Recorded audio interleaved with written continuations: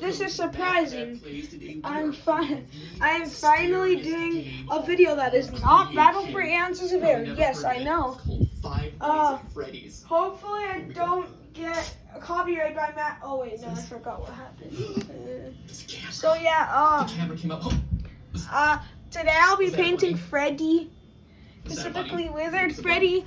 I've already painted his leg, some of his face, and here are all the parts. Yeah, so cue the big montage. Yeah, well, actually no. I'm gonna make this fast motion. Hold up, my mom called me. Sorry. Okay, thank you.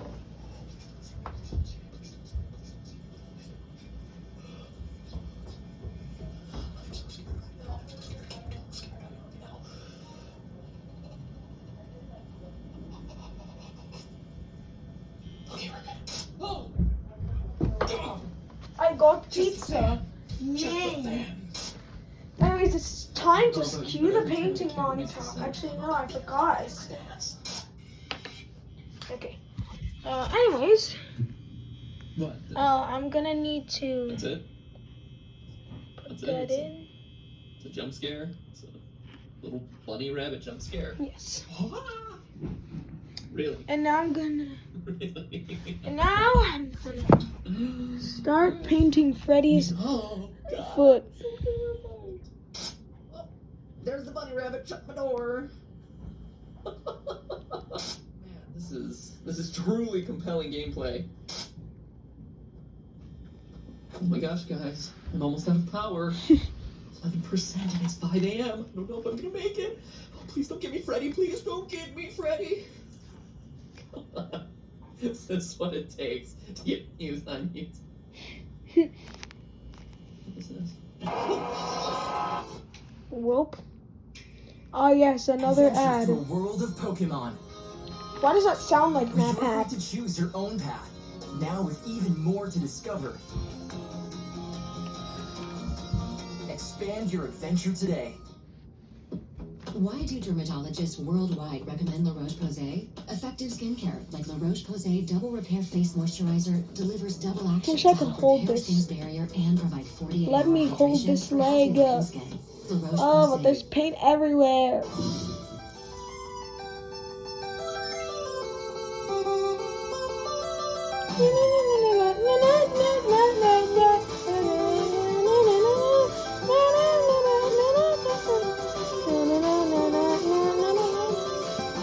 Ah yes, I got paint on my hand. Hello, Internet. Welcome to Game Theory, where fear is our middle name. Matthew Hi. Patrick. It's a very strange name. Okay, I'll admit it. I didn't give Five Nights at Freddy's enough credit when it first came out. A few jump scares from creatures that, aren't that scary. People overreacting to it on YouTube. Meh, pass. But then when I asked you about it, you showed overwhelming support for an episode on the game on Twitter, so I began to dig a little deeper.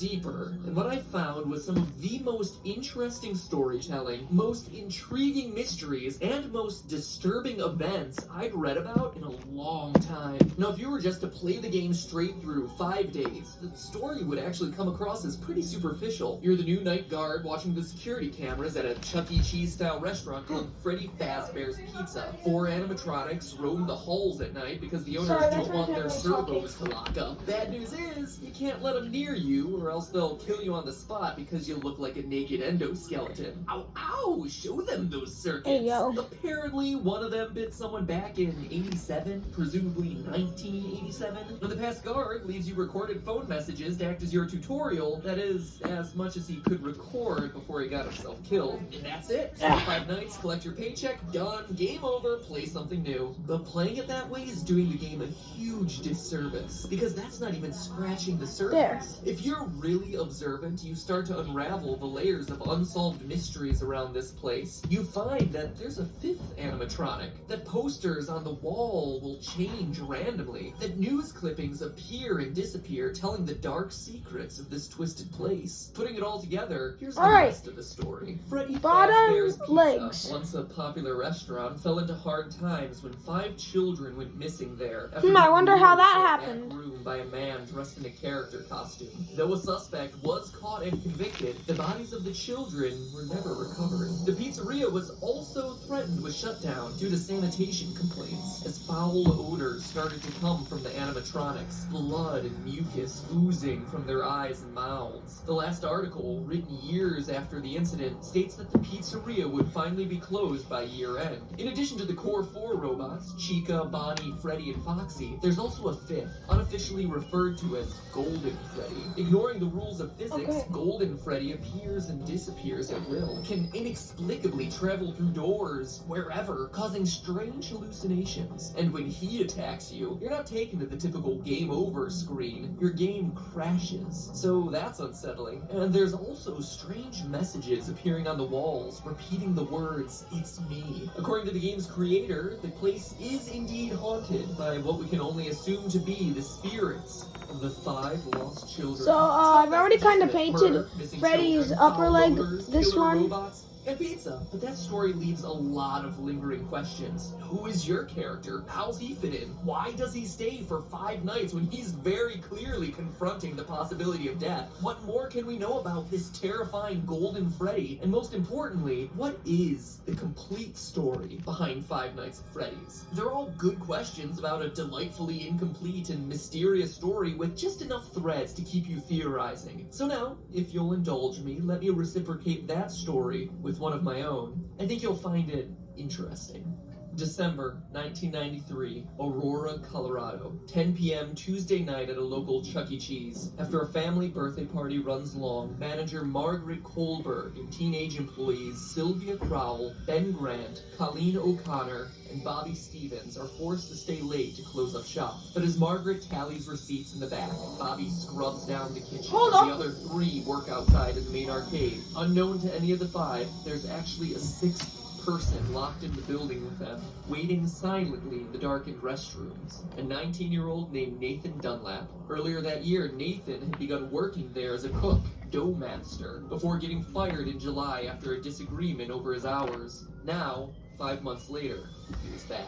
At 10:05, he left the bathroom, pulled out a small caliber handgun, and proceeded to execute everyone in the building. First Sylvia, then Ben, then Colleen. Dunlap then moved to the kitchen, where he surprised Bobby Stevens. The bullet entered Bobby's jaw, sending him sprawling onto the ground. Then finally, Nathan moved to the back, the office, where Margaret opened the safe before Nathan shot her twice, proceeded to grab her bag, filling it with $1,600 in cash, arcade tokens, and keychains. Spurred on by the building security, police were at his home a few hours later, where he was promptly arrested. Where the frick is my Eventually, Mr. he was Scissors? tried and sentenced to death. But his story re-entered the news just recently, as his punishment has been postponed, leaving people to debate whether he's able to sleep soundly, knowing that his execution has been delayed. This is a tragic story, a disgusting waste of human life, and one that I won't joke about or make fun of in any way. But I want to address it because I have a strong suspicion that this story is the one that inspired 5 Nights at Freddy's. Let's look at the facts. First, I don't think that there's any doubt that Freddy's is a parody of Chuck E. Cheese. From the singing animatronics to the alliterative naming of the characters, the parallels are just obvious, so the setting is certainly the same. Next, what year does 5 Nights take place? The time is certainly kept vague, but there are clues that we can put together. For one, the Chuck E. Cheese franchise had a tremendous period of growth and success in the late 80s and early 90s, but started to decline along the same time as arcades, with at-home video game consoles taking center stage. So that's one clue, but we can get even more detailed, specifically with your character's paycheck.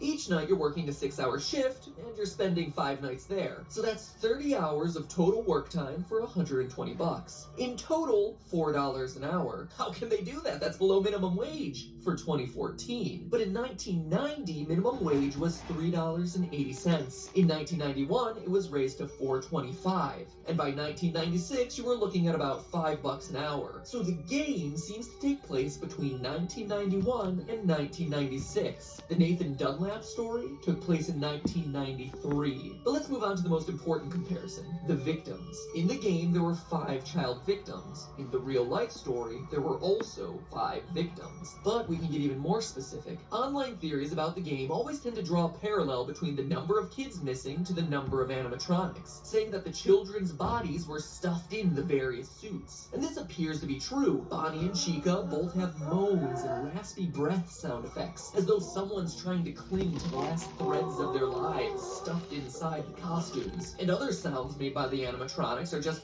slowed down versions of children's laughs and screams. Additionally, as the news clipping mentions, the suits ooze blood and mucus and begin to stink like decaying bodies or reanimated corpses. So 5 victims, 5 suits, seems like a slam dunk, but nowhere does it say that all 5 were murdered, only that they went missing and couldn't be found. Also, the trouble a lot of people have with this theory is Golden Freddy. Why is that guy so limp and lifeless? So unlike the others. It's weird, until you go back to the real life story. Yes, there were 5 people shot that night in Chuck E. Cheese, which matches the 5 victims in Freddy's story, but of those... Oh crap, that one hasn't even survived. dried yet. The leg The hasn't one even from the kitchen dried. miraculously survived the shot to his jaw. After he was knocked to the floor by the bullet, he went limp, played dead, to avoid the killer coming back to finish the job. And that relates exactly to the advice you're given on night 3 by the phone guy. Try playing dead.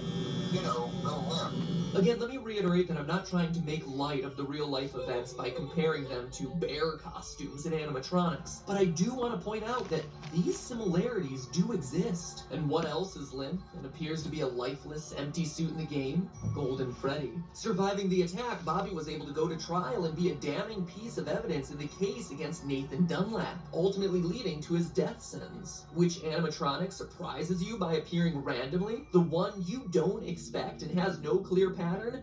Golden Freddy. It's also worth mentioning that of all the cameras in the restaurant, one is always black, preventing you from seeing what's going on. That camera is located in the kitchen, leading many to assume it's where Golden Freddy hides, which just so happens to be the place Bobby was able to survive the attack. So I ask, odd coincidence or source of There we go! In fact, if you think about it, the behavior of the animatronics I'll be right back, I'm corresponds getting off. with key features of each of the real-life story's victims. We just covered Golden Freddy and Bobby, but the rest have strange parallels too. Bonnie goes into the utility closet filled with floor cleaning supplies, the most prominent ones being a mop and a broom. It's probably one of the most random rooms in the game, until you consider that Ben, the second victim, was vacuuming at the time of the attack. Foxy is kept sequestered in the back of the building, behind a curtain, more aggressive than all the rest, similar to the way Margaret, the manager, I'll be was right in back. the back office counting receipts at the time of the murder, and her role as manager would inherently make her more aggressive or assertive. Sylvia was closest to the bathroom and was cleaning up the salad bar at the time of the attack. Chica walks past the bathroom and is associated with food. And Freddy, well, he doesn't have that strong of a parallel with Colleen, but he does appear in the girls' restroom. Odd for what we would assume to be a male animatronic. Maybe it's a reference to Colleen being a girl, or a nod to Nathan's plan of hiding in the bathroom until he was ready to attack.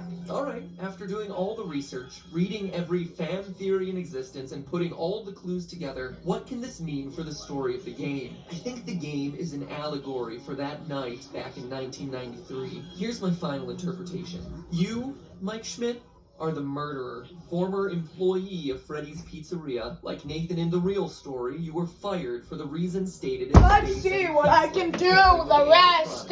being unprofessional odor. Maybe it was your tampering with the robots that caused the infamous bite of 87. Regardless, like Nathan, you were mad and wanted to get even. So you lured children to the back using a costume, killed them, stuffed their bodies into the animatronic suits, hoping to get the place shut down, then left. Notice that the newspaper clippings never say it's an employee of the company luring the children away, but we know it must have been someone with access and knowledge of the employees-only section of the building. And as the newspaper clippings clearly show, just like Nathan, you were caught almost immediately, captured on the security footage. You were arrested, tried, and convicted, forced now to live on death row. The Freddy's Pizzeria you work in now are just the nightmares that haunt you, taunting you every night with the phrase, "It's me, it's me, it is you, you are the killer." The nightmare is also why everything is so surreal. Posters switching at random, heads on the animatronics glitching, Golden Freddy appearing appearing and disappearing Okay. at will, taunting you as the one that got away. It's also why you're only at the pizzeria from midnight to 6 a.m. every night. It's a nightmare. It's in Guess your what? sleep. It's a place It is you time for created, the a party. restaurant long closed as evidenced by the spider webs, and overrun with angry spirits out for revenge on you and you alone as the one who took their lives, as evidenced by them completely ignoring the naked endoskeleton elsewhere in the building. It's also a place you can't escape from, why you find yourself back there night after night, even after you complete your 5 nights. See you back next week, the ending text goes. You're unable to leave this terror, the threat of death, the guilt, because it never ends. And in a delightfully ironic twist, your personal hell forces you to supervise the exact same security footage that led to your capture in the first place. But hey, that's Just a theory! A game theory! Sweet dreams. Okay, you're evil. Just kidding. You know what October reminds me of? Traveling from door to door in order to get free snacks on Halloween. What it really reminds you of Five Nights at Freddy! Every month is like your own personal reverse Halloween, where you don't have to do anything and the snacks come to you at your door. Huh. Pretty awesome. No costumes required. The only thing that is required is that you scroll your mouse on down the screen and click the link in the description or type in naturebox.com/MatPat. Choose your 5 favorite snacks and bada bing bada boom, free trial box arriving straight to your door. No tricks, all treats, just for you. The only thing scarier this Halloween would be no more nature box. Super cheesy, I know, but seriously, their stuff is really good. So you should click the link in the description and check it out. And as always, thank you for supporting the sponsors who support us. It really does make a big difference on this channel for all us theorists. And now, if you'll excuse me, I need to go hide under the covers and rock myself to sleep because this episode was really creepy. And it's really dark in here, and I've never been good with the dark. So, yeah, I'm gonna go.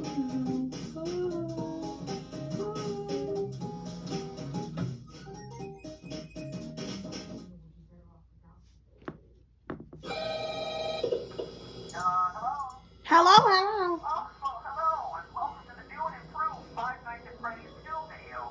I'm here to answer any questions the game may have left unanswered. The game's developer, he's a pretty tricky guy. Don't worry though, we'll get everything cleared up. Oh, and watch out for the puppet.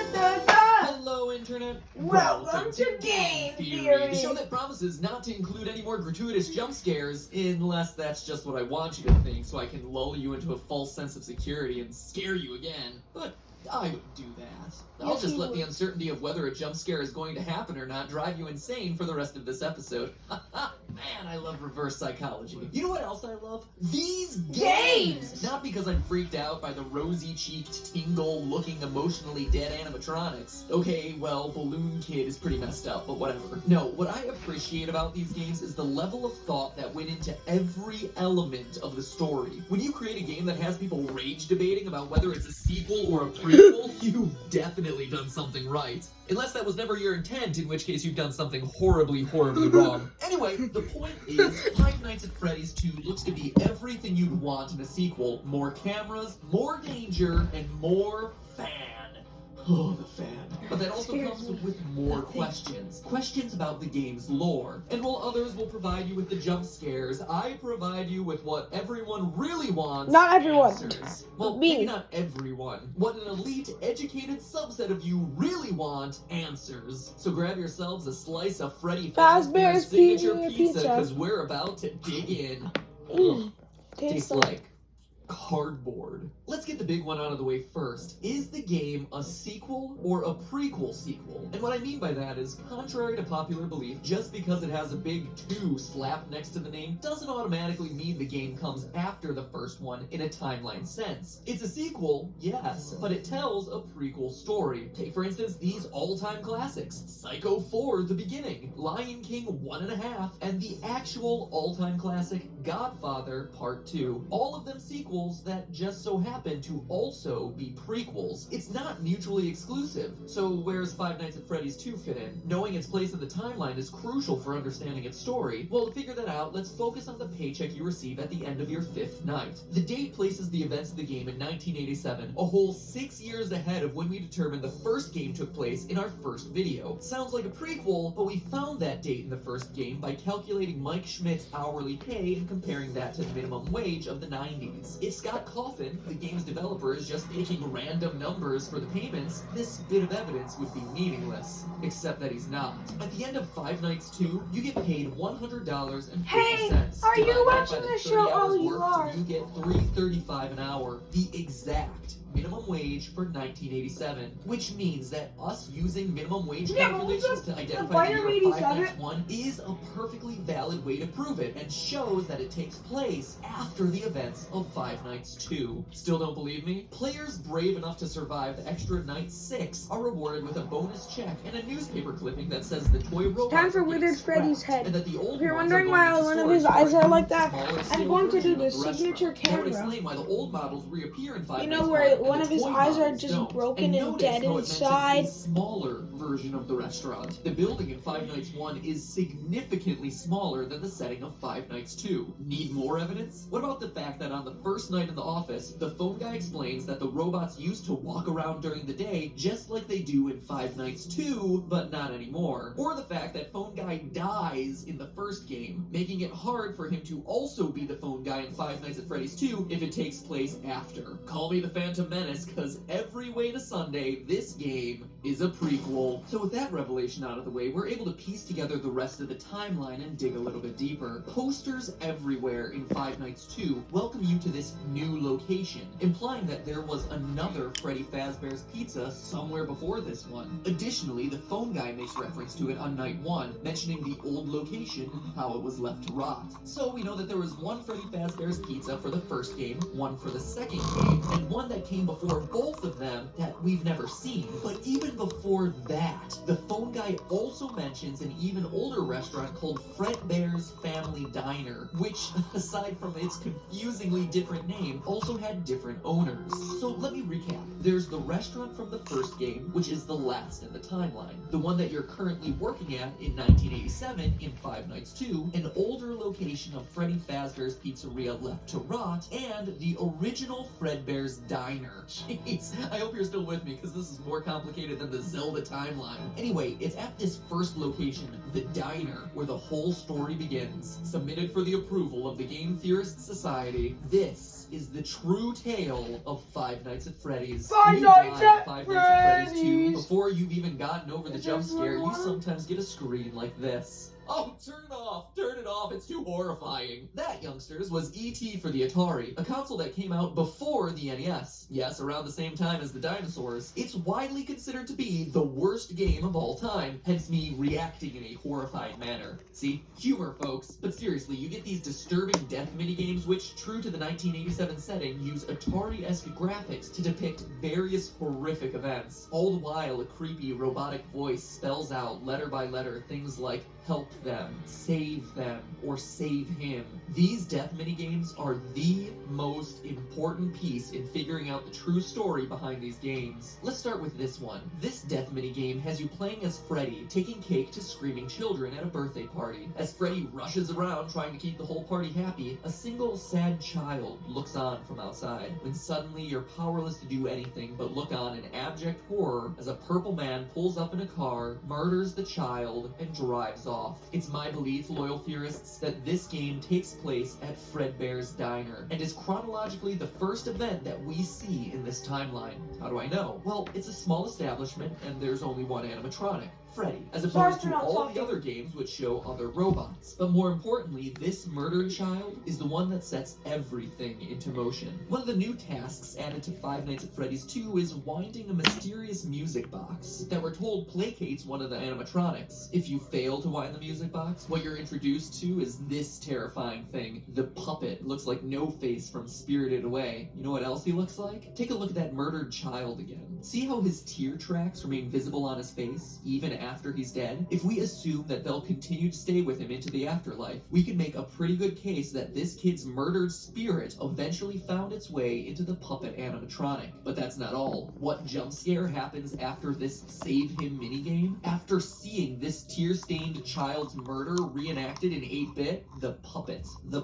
jumps out of the screen and attacks you. Coincidence? I don't think so. That incident marks the first time the chain is ever associated with a violent act carried out against a child, and we can infer that it was this incident that caused the original owners of Fredbear's Diner to sell off to the company now known as Fazbear Entertainment. Now, I don't know about you, but if I was senselessly murdered and left to haunt a crappy pizza place for the rest of my life in the body of an awful-looking clown doll, I'd want to get my revenge as soon as possible. Unfortunately for our vengeful puppet, though, it doesn't quite turn out that way. Fast forward a few years to Freddy Fazbear's Pizza, the first location, the one that has yet to appear in a game. This new restaurant is the one we learned about in my earlier episode and throughout the first game, where our pal the murderer uses a golden Freddy suit to lure away and kill 5 children in the back room. As we read through the various articles on the wall, he gets caught the next day, but the bodies are never found. Presumably because they've been stuffed into the animatronic suits. The restaurant stays open for a few months until the dead body stink starts to waft off the robots and causes the place to get shut down for health reasons. But how do we know this happened in the first pizzeria's location? Again, we turn to what the phone guy says. On night 2 of Five Nights 2, he mentions the smell coming from the old animatronics, the smell that got the original restaurant shut down. We also know that after the Golden Freddy incident, it took multiple months for the restaurant to get shut down. That couldn't have happened in the restaurant of Five Nights at Freddy's 2, which is shut down on night 6 and into the foreseeable future. But outside of these lore clues, it also makes logical sense. Before the Golden Freddy murders, there was one dead child whose tear-stained soul existed in the form of the puppet. That's but now dumb. there are 5 more dead children, and thanks to another of the death minigames, we find out exactly what happened to them. In the Help Them minigame, the puppet stuffs the dead children into the robotic suits, giving their souls new life, and preps them for their eternal mission of vengeance. But Actually, that I'm path, just gonna you say give through him your an chattering teeth, eye. there are only 4 dead children in that game. To which I tell you, look closer if you dare. For the frame right before Golden Freddy's head jumps out and attacks features the lost 5th dead child, and what started as a haunted puppet has suddenly become an army of possessed animatronics out for revenge. But wait, that's not all we know. We also know the murder was committed by the same guy who killed the first child. How? Look at the Foxy death minigame. Twice, Foxy runs out to meet the kids, but the 3rd time we see the tall purple man again, smiling. Foxy goes into the other room to find 5 dead children. The man in purple strikes again. Skip ahead to 1987, finally bringing us to the events of Five Nights at Freddy's 2. The old animatronics have been retired. The cute new versions of all our favorite friends come equipped with facial recognition software that just so happens to be connected to a sex offender database. Seems like an oddly specific detail, right? Until you consider that the last restaurant was closed for having children get kidnapped and killed by an employee. It's a safety measure. You see how it all ties together? So you have some animatronics possessed by vengeful spirits and another batch on the prowl for predators. But that doesn't stop our friend the Purple Man from continuing his life's work of murdering children at Freddy Fazbear's Pizza. As we learn from the phone guy on nights 4 through 6, the new restaurant is once again under investigation as, well, I'll let him explain. Hello. What on earth are you doing there? Didn't you get the memo? The place was closed down, at least for a while. Someone used one of the suits. We had a spare in the back, a yellow one. Someone used it. Now none of them are acting right. The Golden Freddy Killer struck again. The final death minigame also supports this. You, as Freddy, must walk through an exact replica of the building. Animatronics all in their proper places, seeing the 5 dead children spread out through the various rooms. And based on what Phone Guy says, it seems like the guilty party was the former night guard, the one who moved to day shift and the one your character replaced. I mean, Phone Guy makes plenty of uncomfortable references to suddenly having an available position Okay, during the I day. finished Freddy's head. When we get it all sorted It's out, drying we'll right do the now. day shift. The position just became available. We don't have a replacement for your shift yet, but we're working on it. But is the Purple Man really someone we've never met, and who's only worked there a week? Or is it someone we trust? Someone with a long history Alright, with these I'm characters? done Someone with no you. one would suspect. The head guard. The one forced to fill empty positions and teach Now new it is recruits these by small leaving them guys' turn. instructions over the phone. Is the Purple Man the Phone Guy? Ask yourself this. What do we really know about Phone Guy? Let's look at what he says. First, he always speaks like an outsider looking in. He refers to the management of the company as they. So he's not a higher up like the CEO or even a manager. But he's also not a typical day worker, as he says things like the employees and the staff. So he works there, but isn't generally considered a regular member of the company. We also know that he's qualified to take the role of a night guard.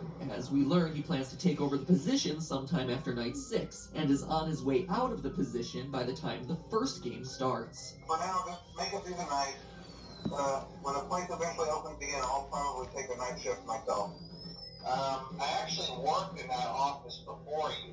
I'm finishing up my last week now, as a matter of fact. What else do we know? Well, we know that Phone Guy has a long history with the company, being with it at least since the first pizzeria that we haven't played in. He also openly admits that Foxy the Pirate was always his favorite, and that he has never liked the puppet because, as he says, it was always thinking. Yeah, Cookie wouldn't have any problems. Did Foxy ever appear in the hallway? Probably not. I was just curious. Like I said, he was always my favorite. I'll be honest, I never liked that puppet thing. It's always thinking that I can go anywhere. Okay, but what do we know about the Purple Guy, the Golden Freddy Killer? Well, let's look at the minigames again. He has a long history with the franchise, killing since it was Fredbear Diner. We see him smiling as he watches Foxy perform, Phone Guy's favorite, right before Foxy sees the room of dead children. We know that the puppet and the killer wouldn't get along, which would explain Phone Guy's discomfort around a creature that he describes as always thinking. And here's the bombshell. We know the killer is a security guard. How? On very